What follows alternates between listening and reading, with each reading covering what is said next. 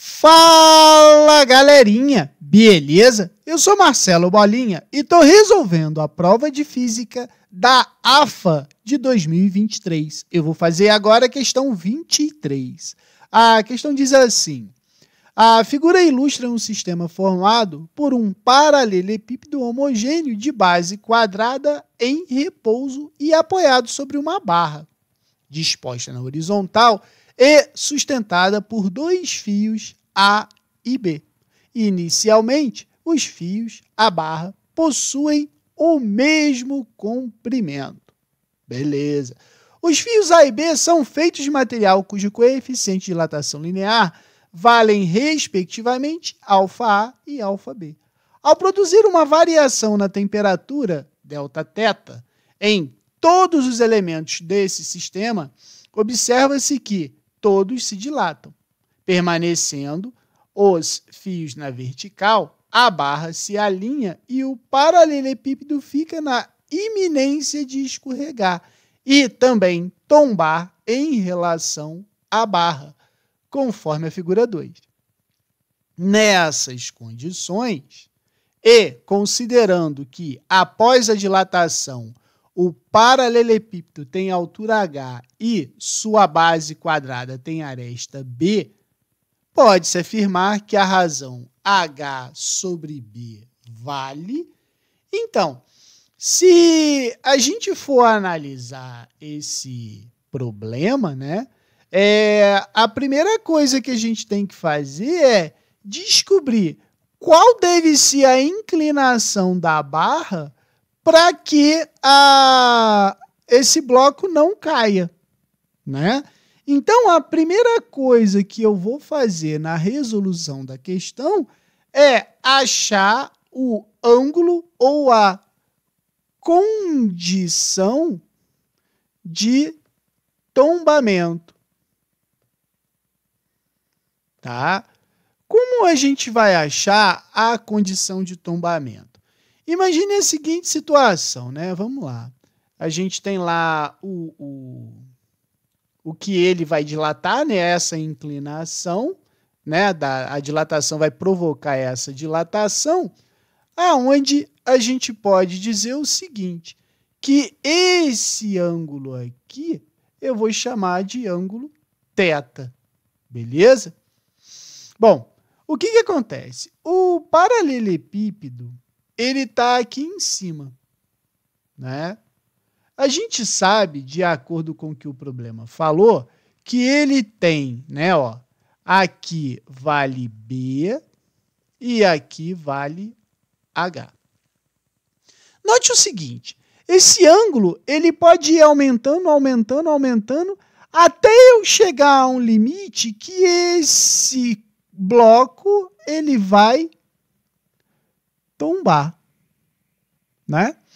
Então, o meu desafio, vamos botar assim, é achar qual é o ângulo máximo que eu posso ter para eu não tombar esse bloco. E aí, cara, a gente pode lembrar o seguinte, olha só, eu posso fazer assim, ó, se eu dividir, esse B em duas partes, ó, B sobre 2 e B sobre 2, e pegar essa altura e dividir essa altura no meio, ou seja, H sobre 2, H sobre 2, esse ponto aqui eu posso dizer que é o centro de gravidade do corpo, beleza?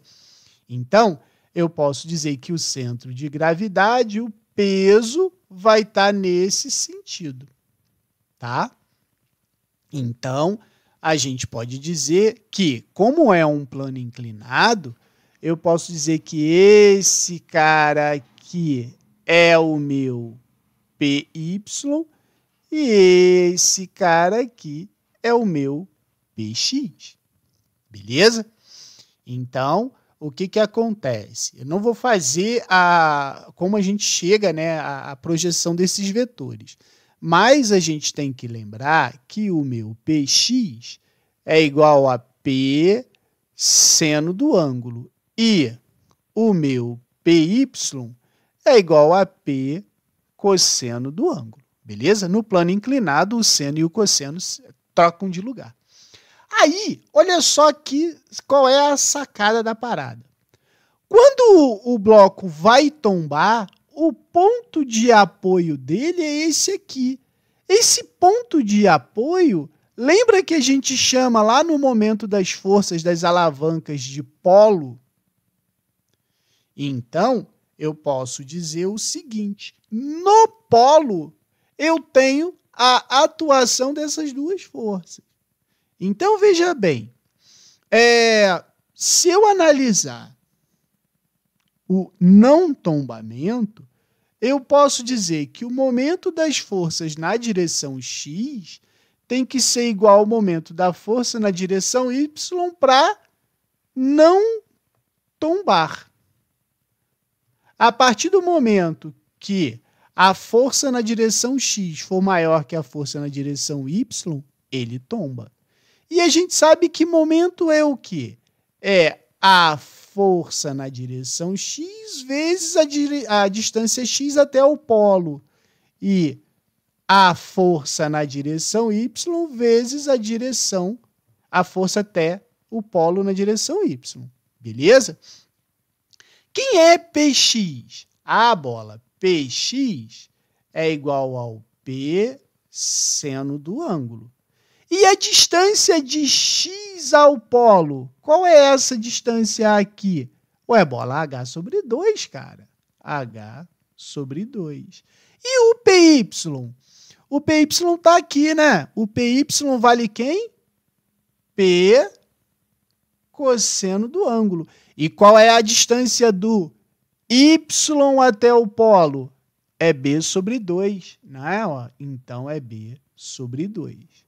Aí, agora eu posso fazer o quê? Simplifico os p's, simplifico-se os 2, e eu chego à conclusão de que seno do ângulo vezes h é igual ao cosseno do ângulo vezes o b, não é? Então, eu sei que o seno do ângulo sobre o cosseno do ângulo vai ser igual a b sobre h, né? Se você quiser escrever assim, eu posso dizer que a tangente de θ é igual a b sobre h, beleza? Então, achei qual é o ângulo máximo para que o bloco não tombe, certo? Agora, vamos pensar, vamos analisar agora a dilatação, né? Ó, analisar a dilatação dos fios. Como a gente vai fazer isso aqui? Olha só. Na situação inicial, o problema disse que esse cara e esse cara valem L, né? L0, certo? Então, eu posso dizer assim, ó, que se esse cara e esse cara aqui valem tudo L0, eu vou ter uma temperatura inicial. Quando eu aqueço esses caras, vai acontecer o quê? O lado A, né, vamos botar assim, ele vai dilatar um pedaço e o lado B vai dilatar mais, né? Porque o que aconteceu? Olha a situação aqui. E aí, o que vai fazer? A barra, né, ela vai ficar inclinada aqui. Bem exagerado isso aqui, né? Então, a gente sabe que esse pedaço aqui, olha só, né?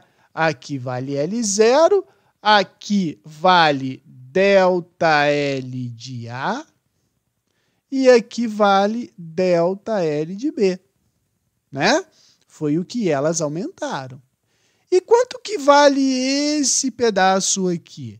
Esse pedaço aqui eu posso escrever que é quem? ΔL de B menos ΔL de A, certo? Beleza.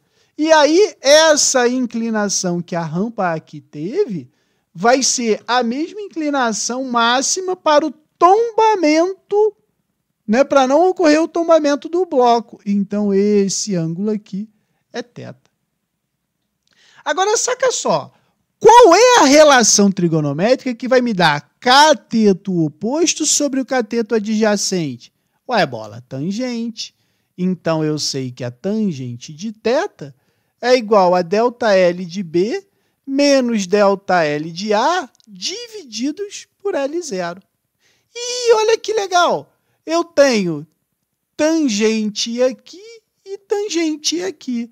Então, se a tangente de θ é igual a tangente de θ, eu posso escrever o quê? Que B sobre H é igual a ΔL de B menos ΔL de A divididos por L0. Né? Lembrando lá da dilatação, ó, ΔL não é igual a L0 alfa delta T. Então, é só substituir aqui.